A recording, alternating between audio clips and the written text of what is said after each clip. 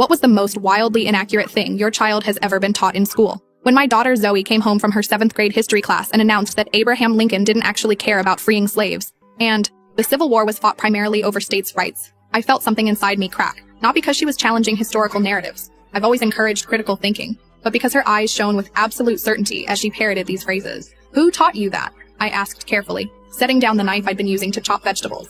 "Mr. Keller," she said, dropping her backpack onto our kitchen island. "He says traditional history books are liberal propaganda. He's teaching us what really happened." I took a deep breath. Ryan Keller was new to Westlake Middle School, young and apparently popular with the students. Zoe had mentioned how cool he was compared to her other teachers. "Can I see your history materials?" I asked. Zoe shrugged and pulled out a stapled packet titled American History Revised, The Truth Behind the Myths. There was no publisher listed, just a header with Mr. Keller's name and a quote. "History is written by the victors, until now." As I flipped through the pages, my hands began to shake. The curriculum claimed the Founding Fathers never intended separation of church and state, that Native Americans had willingly relocated from their lands, that slavery had been complicated and not entirely negative for the enslaved. "Zoe," I said, trying to keep my voice steady, "these aren't accurate." She rolled her eyes in that new way she'd developed, where her entire body seemed to participate in her disdain. "Dad says the same things as Mr. Keller." There it was. My ex-husband Todd's fingerprints all over this. He'd fallen down conspiracy rabbit holes after our divorce 3 years ago, his podcast subscriptions becoming increasingly troubling.